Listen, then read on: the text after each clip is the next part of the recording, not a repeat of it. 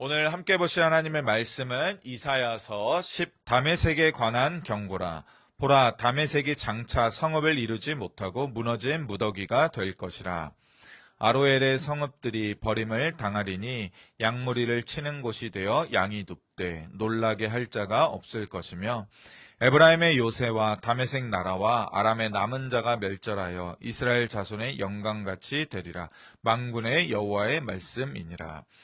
그날에 야곱의 영광이 쇠하고 그의 살찐 몸이 파리하리니, 마치 추수하는 자가 곡식을 거두어 가지고 그의 손으로 이삭을 벤 것 같고 르바인 골짜기에서 이삭을 주운 것 같으리라. 그러나 그 안에 주울 것이 남으리니, 감람나무를 흔들 때 가장 높은 가지 꼭대기에 과일 2-3개가 남음 같겠고 무성한 나무의 가장 먼 가지에 4-5개가 남음 같으리라. 이스라엘의 하나님 여호와의 말씀이니라.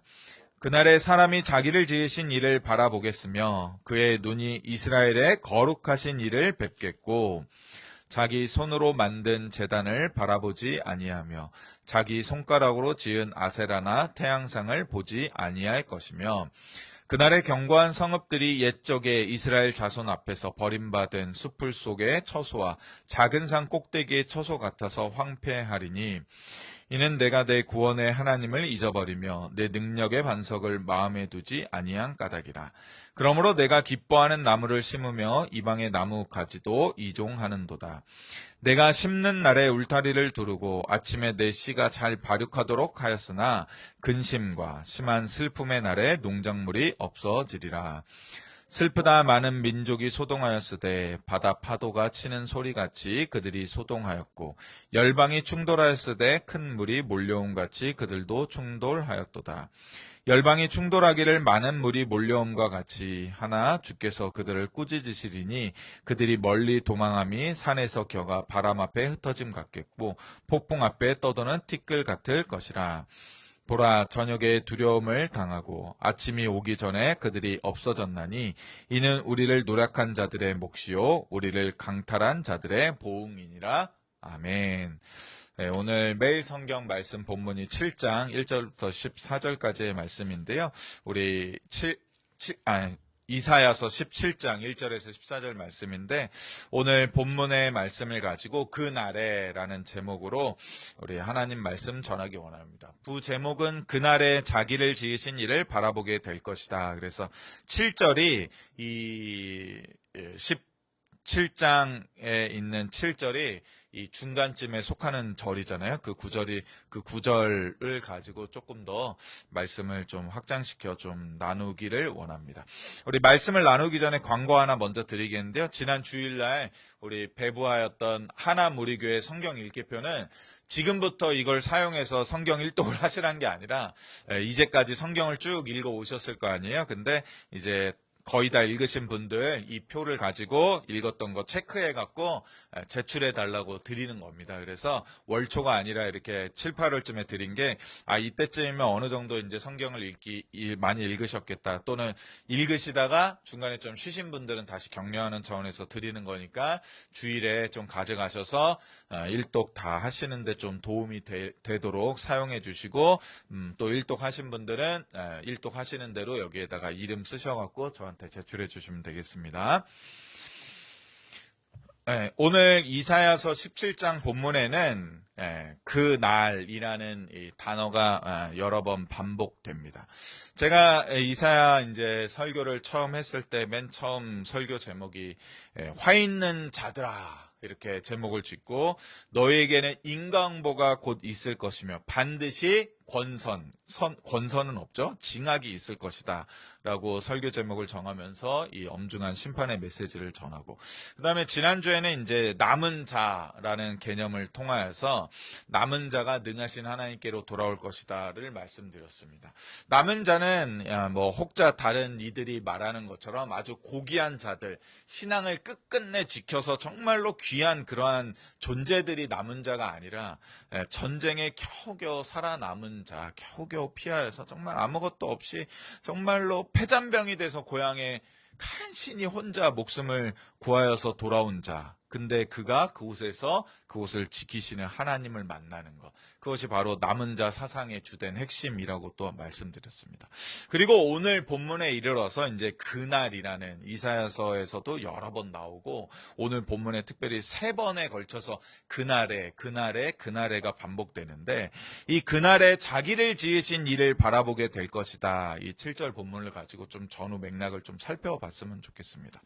그날이라는 개념은 이사야서 17장에서 20장까지 17, 18, 19, 20장 이렇게 4장에 걸쳐서 매우 자주 반복되어서 나오고 있는 단어이기도 합니다. 그런데 여기에서 그날이라는 것은 12월 31일 딱 이렇게 정해진, 그래서 예전에 1999년 뭐 종말이 올 것이다 그래서 그날을 딱 정해갖고 종말의 날이라고 해서 막 퍼포먼스하고 막 난리친 적이 있었잖아요. 그렇게 어떤 정해진 딱 하루의 그런 날짜가 아니라 이 그날이라는 개념은 아주 흥미롭게도 현재이면서 지금 벌어지고 있는 현재이면서 동시에 과거이기도 하며 앞으로 반드시 다가올 확실한 미래이기도 합니다. 그래서 어떻게 보면 하나님 편에서의 그날인 거죠. 그래서 과거이며 동시에 지금 이루어지고 있으며 그리고 앞으로 반드시 다가올 미래. 이런 일이 있을 거야 하는 게 아니라 반드시 다가올 미래를 합친 그날이라는 개념입니다. 그래서 그날이라는 것은 그날은 소망의 날이야. 나 그날만 기다리고 있어. 그날이 안 왔으면 좋겠어. 그날은 두려워. 심판의 날이야. 그날이 뭐 그날이지. 이런 개념이 아니라 그날은 과거이면서 현재이면서 동시에 미래이기 때문에 이 이사야서 성경에서 말하는 그날이라는 것은 심판이자 동시에 회복이며 소망의 날이라는 것입니다. 그래서 굉장히 복합적이죠. 단순하지가 않다는 것입니다. 그런데 이스라엘은 오늘 본문을 살펴보면 그날에 그들의 여호와 하나님을 배반하기를 계속해서 반복해 왔다는 것입니다. 그들은 그날에 우상에 힘이 빠져 있었다는 것입니다. 그래서 그날에 여호와 하나님께서는 이스라엘에게 질투하시고 우상들에게 질투하사 심히 진노하신 날이 그날입니다. 그래서 모든 것을 멸하는 심판의 날이 그날에 있을 것이며 또 있었으며 그날에 예언이 성취되며 회복도 그날에 이루어졌고 그날이 이르러야 마침내 이스라엘의 참 소망이 주어지는 날이 바로 그날인 것입니다. 그러하기 때문에 이사야 선지자가 말하는 이사야서에 나오는 그날이라는 것은 한편으로는 굉장히 두려운 날이고 한편으로는 굉장히 부끄러운 날이며 동시에 이 그날을 소망하고 바라는 이들에게는 회복이자 기쁨의 날이기도 한 날이 그날이라는 것입니다.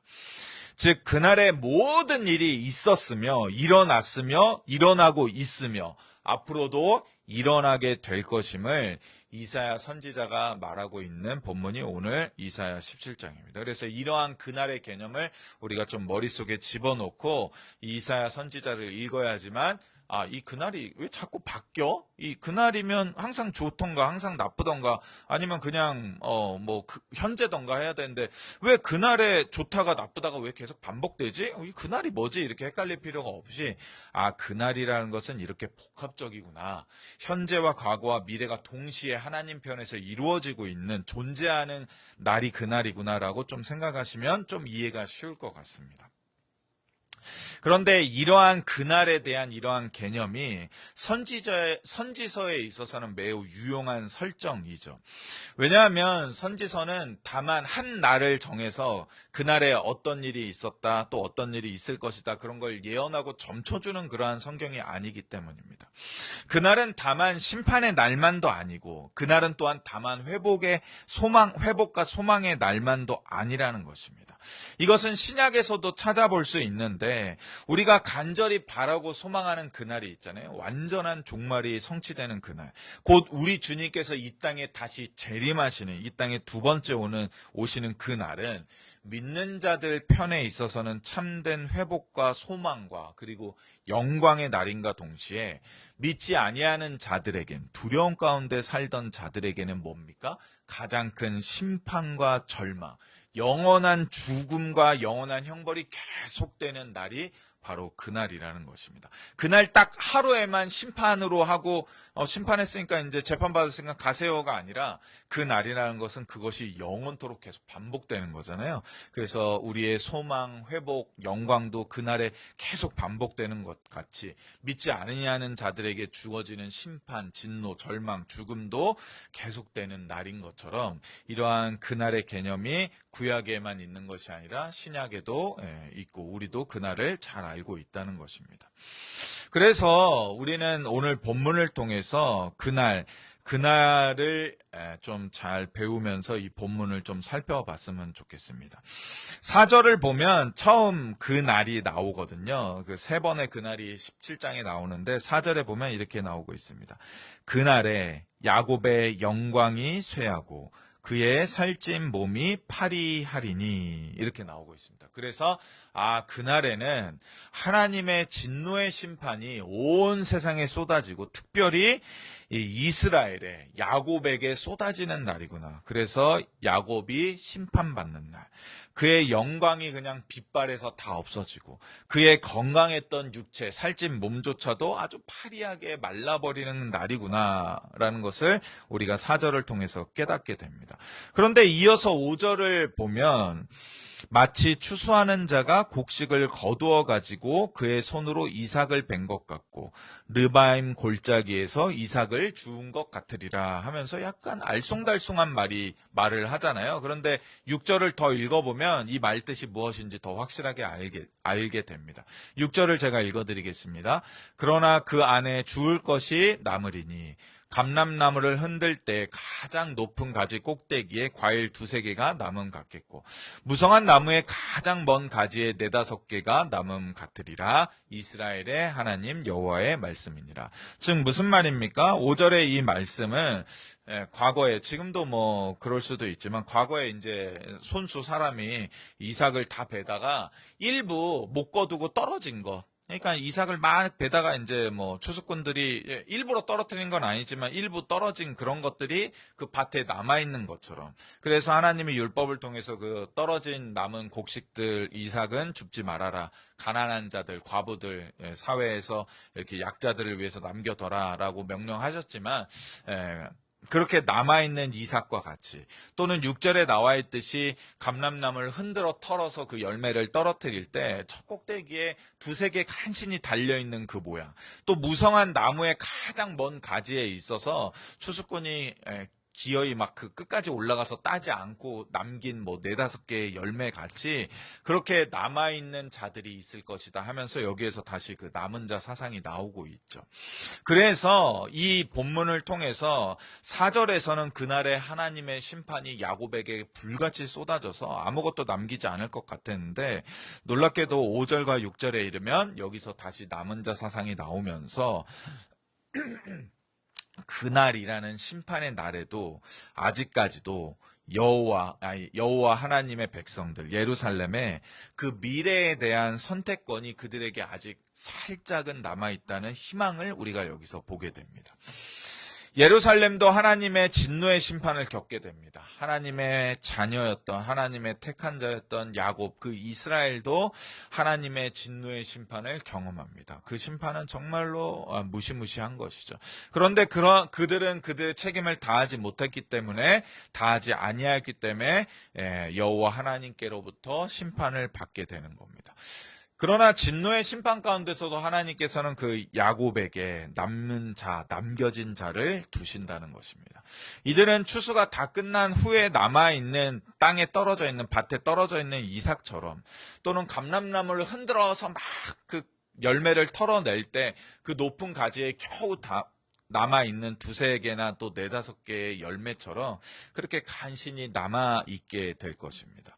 그리고 그때, 그 시기, 그날에 곧 추수를 마친 후에 추수를 다 마칠 때까지 남아있는 이 곡식이라는 것은 또 과수원을 하는데 다 추수가 때가 돼서 과일을 다 땄어요. 이제 더 놔두면 너무나 후숙이 돼서 이제 쓸모가 없어질 텐데 그렇게 남겨둔 이 곡식이나 이러한 열매들이라는 이 이미지는 사실 그 가치가 그렇게 크지 않다는 거거든요. 가치가 큰 거라면 다 주웠겠죠. 야, 저거 빨리 다 걷어와. 저거 돈이 얼만데, 저거 얼마나 좋은 건데, 싹 다 걷어와, 하나도 흘리지 마. 하고서 다 주워갔을 건데, 그 과수원직이 또는 농부가, 아유, 야, 저거 놔둬. 저거 별로 가치 없는 거야. 저거 버려도 돼. 한다는 것입니다. 제가 농사를 짓지 않으니까 저는 잘 모르는데, 이제 최근에 봤던 어떤 유튜브 영상에서, 이제 수박 그 과수원을 하더라고요. 수박 과수원은 아니죠. 채소긴 한데 과일처럼 먹으니까. 그래서 이제 하우스에서 하는데 거기 이제 이렇게 하우스 한 동에 수박이 한 400개 정도 열린다고 하더라고요. 그래서 작은 거는 한 7, 8kg, 큰 거는 한 12kg까지 가는데 거기서 이제 수박을 하나씩 이제 이렇게 잘라갖고 이제 수박을 하는 건데 거기에 이제 처음 일하러 온 연예인이 수박을 막 하다가 요 주먹만한 수박이 하나 나왔어요. 제대로 이제 솎아내지 못하고 거기서 잉여로 나온 거죠. 너무 이쁘게 생겼어. 그 너무 색깔도 이뻐. 맛있어 보여. 근데 그 연예인이 그 수박 그 농부 주인한테 아 이거는 어떻게 해요? 그랬더니 아 그건 상품 가치 없어요. 그건 버려야 돼요. 그랬더니 아까우니까 제가 가져가도 돼요. 그러니까 아, 뭐 가져가세요 이러더라고요. 떨어진 곡식, 줍지 않는 곡식, 추수하지 않는 곡식, 나무에 달려있지만 털어내지 아니하고 그냥 남겨두는 거. 그거는 추수할 필요가 없는 그 가치가 현저하게 낮아서 상품 가치가 없다라는 그러한 의미인 것입니다. 예, 그러한 의미. 그런데 그렇게 남은 자들, 남겨진 자들이 있다는 것입니다. 그러니까 이 남은 자들, 남겨진 자들은 제가 전에도 지난주에도 남은 자 사상에서 말씀드렸듯이 굉장히 고결하고 고귀한 신앙과 믿음을 지켜서 남은 게 아니라 하나님이 남겨주신 것입니다. 하나님이 남겨주시고 남겨두신 은혜로 겨우 가까스로 남은 자라는 거죠. 그런데 두 번째 그날이 다가오는데 7절에 이르게 되면 그날에 이사야 선지자가 기록하기를 사람이 자기를 지으신 이를 바라보겠고 그의 눈이 이스라엘의 거룩하신 이를 뵙겠다라고 말하면서 두 번째 그날을 이어서 말하면서 그날에 자기를 지으신 이를 사람이 바라보게 될 때 그 눈이 이스라엘의 거룩하신 하나님과 마주칠 때 그 얼굴을 바라볼 때 그들의 남겨진 즉 추수꾼조차도 추수하지 아니하고 그냥 버려둔 것처럼 남겨둔 그 곡식과 열매들이 놀랍게도 더 가치 있는 것으로 변하게 될 것을 말해주고 있다는 것입니다.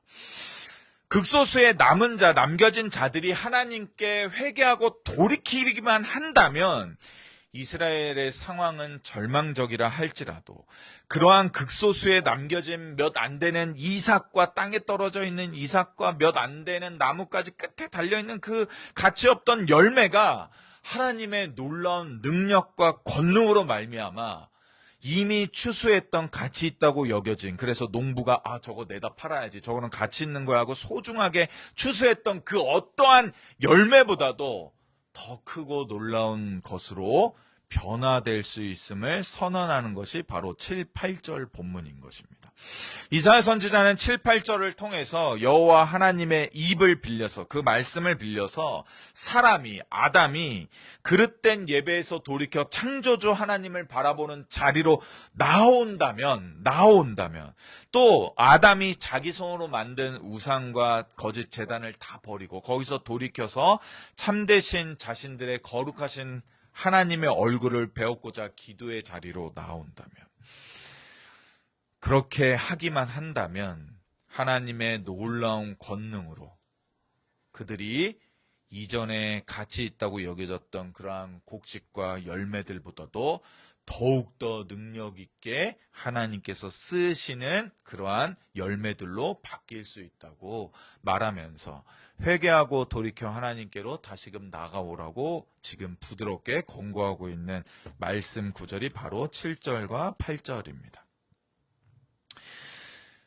다른 민족도 아니고 출생부터가 믿음의 조상 아브라함의 자손들인 이스라엘, 하나님께로부터 선택받은 민족, 세례받은 사람, 어릴 때부터 하나님을 믿고 예배 생활했던 사람들에게 하나님이 이렇게 부드럽게 권고하고 있다면 그렇다면 우리 생각에는 그러면 이 정도로 하나님께서 이사야 선지자를 통해서 권고하고 돌아오라고 말한다면 남은 자들이 남겨진 자들이 다들 이걸 듣고 하나님께로 돌아올 거라고 우리 그렇게 기대하잖아요. 그런데 너무나 안타깝게도 바로 이어서 9절에서 세 번째 그날이 선언되는데 이렇게 나와 있습니다. 제가 읽어드리겠습니다. 그날에 그 견고한 성읍들이 옛적에 이스라엘 자손 앞에서 버림받은 숲을 속의 처소와 작은 산 꼭대기의 처소 같아서 황폐하리니. 이사야 선지자는 심판의 그날이 도리어 계속될 거라고 말하고 있습니다. 그 이유가 무엇이냐면 10절에 나와 있습니다. 이는 내가 내 구원의 하나님을 잊어버리며 내 능력의 반석을 마음에 두지 아니한 까닭이라. 그러므로 내가 기뻐하는 나무를 심으며 이방의 나무 가지도 이종하는도다. 이게 좀 해석이 필요한데요.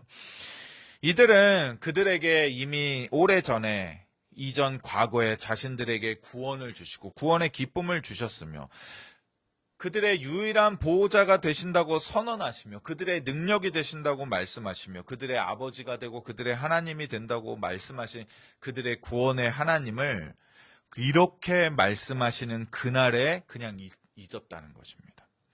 그들은 능력의 반석, 곧 그들을 진정으로 보호하실 수 있는, 방어해 줄 수 있는 그 소망의 근거가 되는 여호와 하나님을 자신들의 마음에 두지 아니하였다는 것입니다. 그날에. 여호와 하나님이 그렇게 말씀하시는 그날에 그러야 했다는 것입니다. 그러자 참 소망의 하나님이 그들의 마음에서 제거되자 그들 스스로 그 하나님을 밀어내자 어떻게 합니까? 그들은 스스로가 기쁘게 여기는 여기 10절 중반 하반절에 나오는 그러므로 내가 기뻐하는 나무를 심으며 이방의 나무까지도 이종하는도다. 이거 무슨 뜻인지 잘 모르겠죠? 이거 좀 애매하게 번역됐는데 이게 무슨 말이냐면 참 소망의 하나님이 그들의 마음에서 제거되자 그들은 스스로가 기쁘게 여기는 또는 기쁨의 신, 즉 이방 신을 위하여서 식물을 심기 시작했다는 것입니다. 나뭇가지를 이종하는 행위를 하기 시작했다는 것입니다. 이것이 그들이 하는 배교 행위라는데 이거는 좀 이때 당시에 이 문화를 알아야 되는데 이때 당시에 이방 신 중에 이제 특정한 이름, 사랑하는 자라는 그러한 신 또는 기쁨의 신이라는 그러한 이방 신이 있었다고 합니다. 근데 이 신을 섬기는 행위가 뭐였냐면 작은 식물들을 심거나 아니면 화분이나 이런 깨진 질그릇에 곡식 같은 걸 심어서 물을 주는 거예요. 그래서 그거를 양지 바른 곳에 이렇게 놓는 거죠. 그러면 그게 싹을 틔워서 자라다가 이게 당연히 금방 죽죠. 땅에 심은 게 아니니까 작은 화분이나 깨진 질그릇에 심은 거기 때문에. 그래서 그것이 싹을 틔우고 자라나면 이 신이 지금 활동하고 있는 거다. 아, 신이 소생했다. 우리 개념으로서는 너무 웃기고 유치해 보이지만 야, 신이 살아났다 하면서 막 박수치면서 환호하면서 기뻐하고 또 잘 자라다가 시들어 죽게 되잖아요. 그러면 그거를 애통해하면서 그 신이 죽었다. 이제 다시 그 신이 살아나야 한다 하면서 또 이 씨를 심고 식물을 심는 행위를 계속 반복하면서 그렇게 이방 신들을 섬겼다는 것입니다. 지금 생각하면 너무나 웃기죠. 우습죠. 뭐야 이게? 근데 우리도 생각하면 옛날에 우리도 오래된 그 동네 입구에 있는 염호만 나무라고 막 하는 데에서 굿하고 막 띠 걸고 막 그런 거 했었잖아요. 지금도 많은 사람들이 남산 막 이런 데 가서 자물쇠 채우고 하는 그런 게 꼭 종교적인 건 아니더라도 그 어떠한 그런 소망과 희망을 담아서 하듯이 그렇게 과거에 수천 년 전에 이렇게 이러한 지금 생각해보면 우리가 생각하는 정말 말도 안 되는 짓이네 하면 이런 우스운 행위들로 이방신, 그때 당시에 기쁨의 신이라고 하는 이 이방신을 섬기는 풍습이 있었다는 것입니다. 그래서 그러한 게 너무나 많이 이스라엘 백성들 사이에 유행했다는 거죠. 누구나 다, 야, 빨리 식물 심어. 그래야지 그 신이 너를 기쁘게 만들고 너의 이러한 농사를 도와주고 하지. 계속 싹을 틔우게 죽었어. 그러면 애통하고 슬퍼하는 행위를 하고 다시 식물과 곡식 알을 심어서 다시 싹을 틔워야 돼. 안 그러면 농사도 잘 안 되고 집안에 좋지 않은 일도 있어 빨리 해 막 이러면서 이게 엄청 유행했다는 것입니다. 그러니 이스라엘 백성들이 이 같은 배교 행위를 계속 하고 있으니 이러한 배교 행위를 본 여호와 하나님께서 우습게 여기사 땅을 시켜서 여호와 하나님을 대신하여 11절에 저주와도 같은 심판을 선언하는데 그게 이러한 그들의 배교 행위를 빗댄 심판인데 11절에 이렇게 나와 있죠. 내가 심는 날에 울타리를 두르고 아침에 내 씨가 잘 발육하도록 하였으나 근심과 심한 슬픔의 날에 농작물이 없어지리라. 그러니까 지금 이방 신을 섬기는 그때 당시에 배교 행위를 이해해야지만 이 말이 그거를 빗대어서 하는 저주의 말이구나를 깨닫게 되는 것입니다.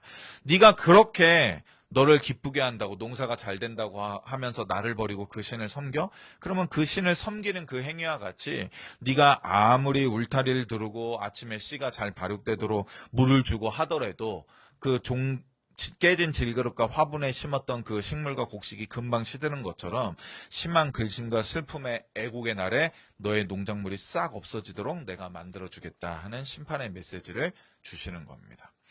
바로 우리는 여기까지 읽게 되면 이렇게 멍청한 사람이 있나? 고작 질그릇에 화분에 심은 식물과 씨앗을 놓고 그것이 자신들의 운명을 결정해주는 신, 자기들을 기쁘게 만들어준 신이라고 그렇게 섬겨? 아니 여호와 하나님이 계시는데 그런단 말이야?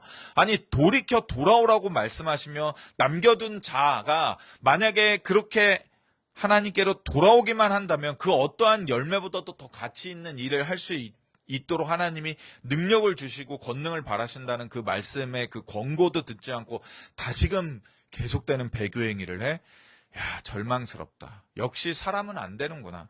역시 사람은 고쳐 쓰지 못하는구나 하는 절망감, 심한 이러한 괴로움, 실망 같은 걸 느끼게 되죠. 그런데 이 본문에 대해서 한 주석가도 아주 잘 해석한 내용이 나옵니다.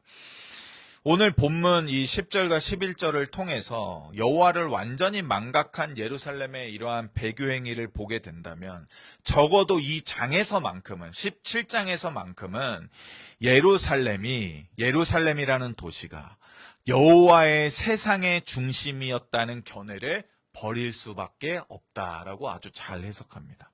그런데 저는 이 본문에서 이 주석가의 이 해석에서 저도 동의하는데 번뜩이는 깨달음을 얻게 됐습니다. 그렇지. 예루살렘이 여호와의 세상의 중심이었구나. 아니, 우리가 아는 우주는 물론 고대 근동의 그 옛 사람들이 아는 우주랑 다르죠. 우리가 아는 우주는 정말 무한하죠. 우리 은하계, 우리 태양계뿐만 아니라 이 태양계를 포함하고 있는 이 은하계조차도 셀 수 없이 많다고 그렇게 과학자들이 말하는 우주 가운데 우리가 살고 있습니다. 그런데 그 많은 우주를, 그 무한한 우주를 여호와 하나님께서 창조하셨죠. 그런데 그 수많은 그 크기를 가늠할 수 없는, 그리고 그 은하의 수조차도 감히 측정할 수 없는 그 은하 가운데 유일하게 지구에 하나님께서 하나님을 닮은 사람을 만드시고, 그 지구조차도 정말 얼마나 넓습니까? 저도 다 가보지 못했는데 간 곳 정말 손에 꼽을 정도로 적은데 그 지구에서 오직 정말 티끌만큼 작은, 이 손톱보다도 작은, 어떻게 보면 그걸 이렇게 줄여놓으면 손톱보다도 작은 이스라엘 전체도 아니고 그 예루살렘이 여호와께 있어서는 자기의 모든 것의 중심이셨다는 것입니다. 너무나 놀랍죠. 알고 있었는데 다시 한번 깨닫게 됩니다. 하나님은 온 우주를 다 가지셨음에도 불구하고 자신의 사랑하는 자들의 사는 그곳 예루살렘, 온 우주가 본인의 것임에도 불구하고 그 중에 단 한 사람, 하나님의 백성인 우리를 자기의 온 세상의 중심으로 여기고 계신다는 것입니다. 그러니 여기에서 우리는 깨달음을 얻게 됩니다. 여호와 하나님을 잊지 않기만 한다면, 여호와 하나님 예배하기를 멈추지만 않는다면, 우리의 모양과 우리의 지위와 우리의 신분, 우리가 지금 어떻게 살아가는지 그 무엇도 하나님은 개의치 아니하시고 우리의 가정을, 우리의 사랑하는 자녀들과 우리의 사랑하는 이들을, 하나 무리교회를 지금도 하나님께서 자신의 중심에 두신다는 것을 다시금 이 본문과 이 주석가의 해석을 통해서 깨닫게 되는 것이죠. 그러니 사람을 바라보면서 생기는 역시 사람은 안 돼. 검은 머리 짐승은 데려다가 키우는 게 아니야. 사람은 고쳐 쓰는 게 아니야. 사람한테는 실망하고 절망할 수밖에 없어. 라고 그렇게 생각하는 게 아니라, 그렇구나. 오늘, 지금 이 시간, 이 어지러운 그날이라는 이 시간에 우리가 오롯이 하나님을 참되게 예배하고 있다면, 지금 우리가 하나님의 세상의 중심이 되어 있는 것이구나. 우리는 반대로 생각하죠. 내가 모든 것을 다 내려놓고 정말로 하나님께만 집중해서 찬양하고 예배 드려야지만 그것이 참다운 예배라고 생각하는데, 그게 아니라 우리가 예배자로 부름받아서 하나님 앞에 나와 예배 드릴 때, 우리가 작은 두 손을 모아서 하나님 앞에 우리의 간구를, 필요를 간절히 기도할 때, 그 한 영혼이 온 하나님의 온 세상의 중심이 되어버린다는 것입니다. 너무나 놀랍지 않습니까? 그래서 7절에서 말하는 바가 다시금 우리에게 중요한 메시지로 등장합니다. 그날에 사람이 자기를 지으신 이를 바라보겠고 그의 눈이 이스라엘의 거룩하신 이를 뵙겠구나. 이 본문. 그래서 그날이 우리에게만큼은 하나님을 바라보는 시간, 우리의 눈이 이스라엘의 거룩하신 분과 눈 맞춤하는 시간.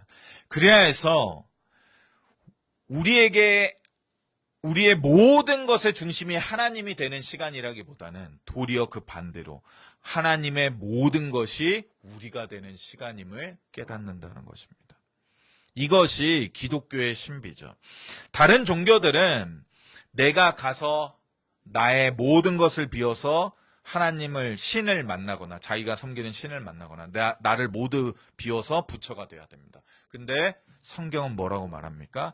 네가 지금 그 자리에서 남은 정말 절망스러운 상황과 정말로 버려진 것 같은 곡식당과 간신히 남겨진 그러한 열매 같은 모습의 남은 자지만 그곳에서 나를 바라본다면, 나를 예배한다면, 나에게 기도한다면 바로 네가 나의 모든 것의 중심으로 변할 것이다.